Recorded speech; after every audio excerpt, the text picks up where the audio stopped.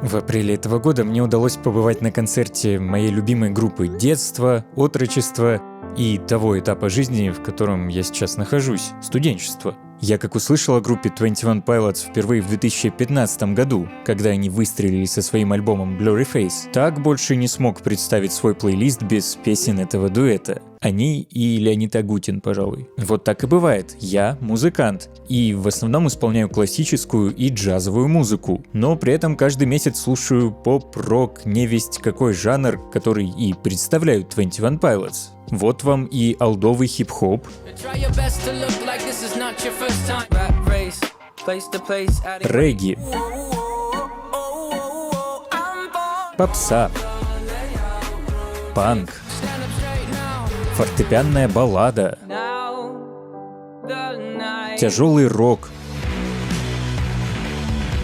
И список можно продолжать до бесконечности. Нет такого стиля музыки, в котором себя бы не испытали Тайлер Джозеф и Джош Дан. Всего двое парней из американского штата Огайо, которые за последние 15 лет существования группы создали вокруг себя огромную фан-базу, которая называет себя кликой. Громадный лор, который глубиной и закрученностью сюжетов может быть сравним разве что с какой-нибудь аркой комиксов DC. И 7 альбомов, последние 4 из которых связаны общим сюжетом, которые вроде бы подходят к логическому, но не совсем логичному завершению в последнем треке свежего релиза Clancy. Пересказывать всю сагу пилотов заняло бы очень много времени, поэтому я не буду. История актуального лора 21 Pilots начинается в 2015 году с выходом уже культового альбома Blurry Face, ведущим синглом которого является до сих пор самая известная песня дуэта — Stressed Out.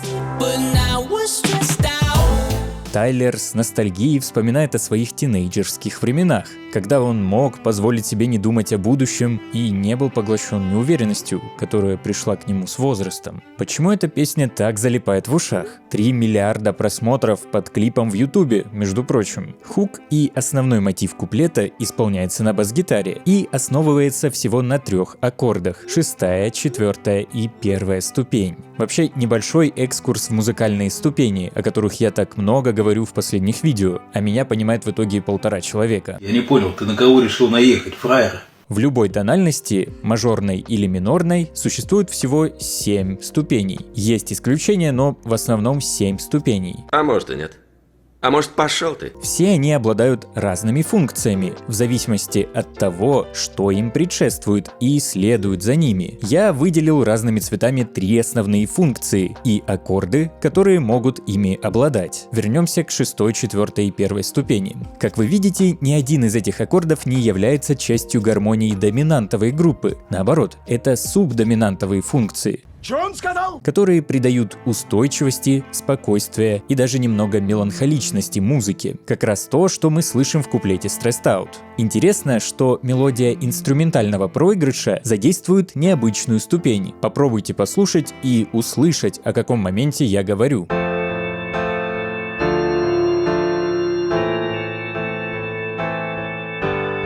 Вторая низкая ступень в минорном ладу, она же си-бемоль в ля-миноре, которая в сочетании с предыдущей нотой мелодии, нотой фа, звучит пусто и чисто, как квинта, но вместе с гармонией ля-минорного аккорда, у-ля-ля, это опасно. Этот ход с использованием так называемой фригийской ступени, то есть ноты, заимствованной из одноименного лада, проскакивает так быстро, что мы не успеваем осознать необычность звучания. Клак, и прошло. Чпок, и готово. Но для меня эта часть песни всегда была как будто бы с небольшим налетом хэллоуинской атмосферы, либо восточной, потому что, по сути, это как раз тот лад, который используется в традиционной музыке арабских стран.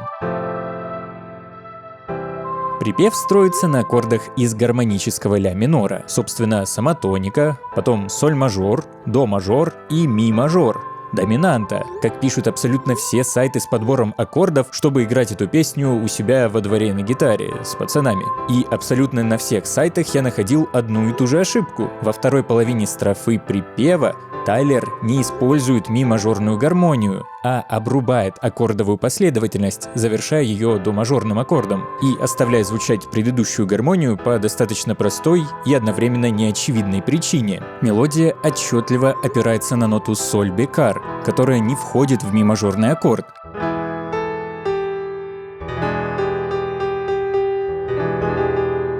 Немного по-джазовому звучит, не так ли? Помимо этой песни в альбоме Blurry Face я советую ознакомиться с Hometown и Doubt. Кстати, на заметку о поп-сонрайтинге. Обе песни в одной и той же тональности и используют одни и те же 4 аккорда.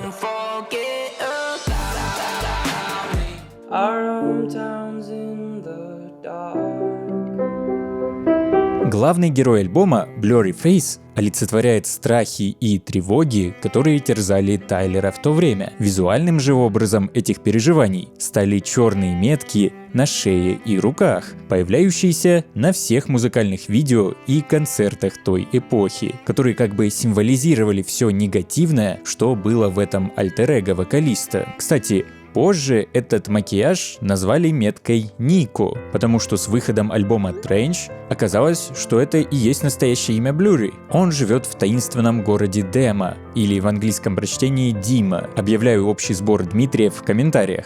Здесь кто-нибудь есть?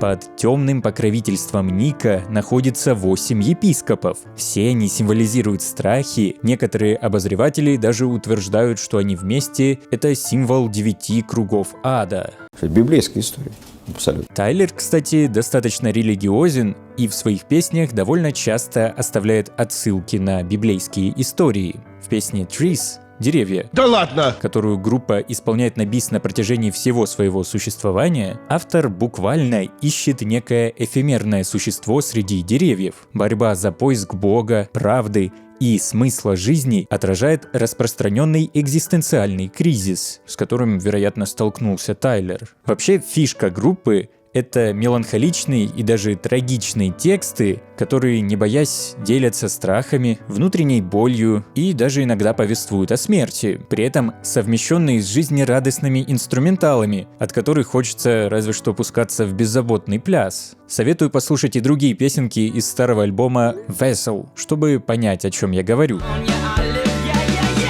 Возвращаясь к альбому Trench, кстати, на мой взгляд, одному из самых сильных альбомов группы, мы столкнемся не раз с упоминанием Ника в текстах песен. Его имя, например, появляется в R&B-шной песне Morph, в основе которой лежит 2 минорных трезвучия, такие же, как в джазовом стандарте Minor Swing.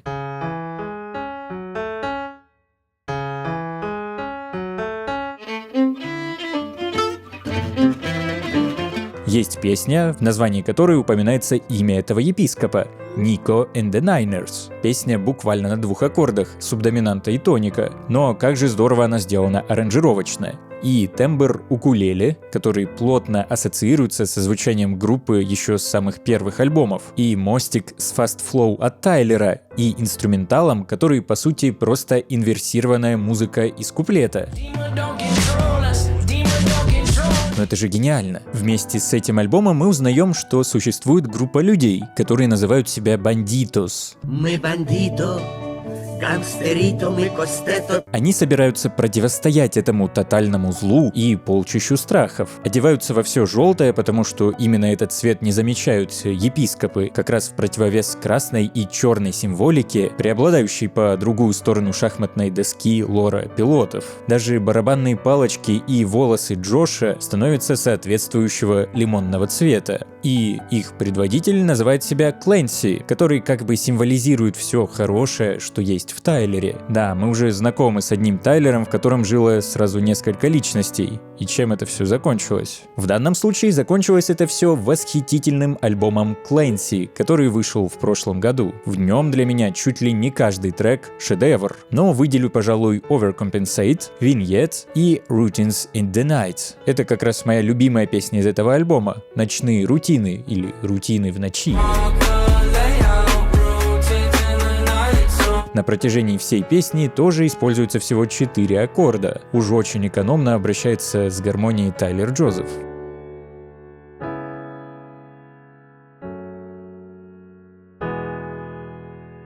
И, как абсолютное большинство песен группы, она начинается не с тоники. Ни эта песня, ни Stressed Out, ни Hittens, которая была саундтреком к фильму «Отряд самоубийц», в которой, кстати, снова эксплуатируются 6-я, 4-я и 1-я ступень.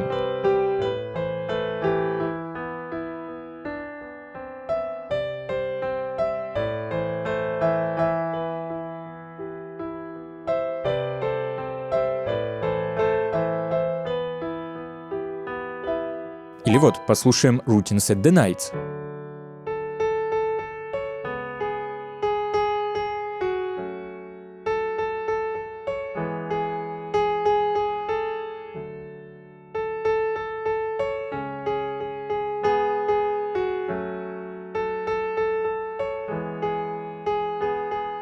Красивая, широкая мелодия со скачком на целую октаву в вокальной партии. Не проблема для Тайлера, обладающего достаточно широким вокальным диапазоном. Стоит хоть пару слов сказать насчет барабанной техники его друга, Джоша Дана. Он определенно умеет играть на ударной установке.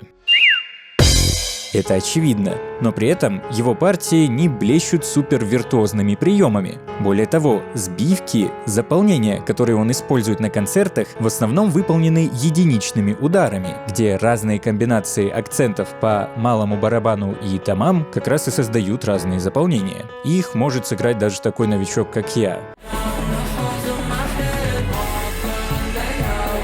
Но в этом в том числе и заключается секрет успеха дуэта. Они не претендуют на звание самой сложной для исполнения музыки. Они просто делают красиво и понятно. И достаточно глубоко в плане смыслов. Именно то, что любила публика во все времена. А пока я писал сценарий для этого видео, группа объявила о выходе еще одного полноформатного альбома Bridge в сентябре этого года. Мне кажется, это замечательный повод, чтобы вернуться к разбору музыки 21 Pilots осенью с полным музыкальным разбором новой пластинки дуэта. Пишите, кстати, в комментариях, о каких музыкальных исполнителях, группах стоит снять еще музыкальный разбор. И обязательно укажите в комментариях вашу любимую песню Пилотов. А вас я благодарю за просмотр, лайк и подписку. С вами был Кит Китыч на канале Кит Китыч. До свидания!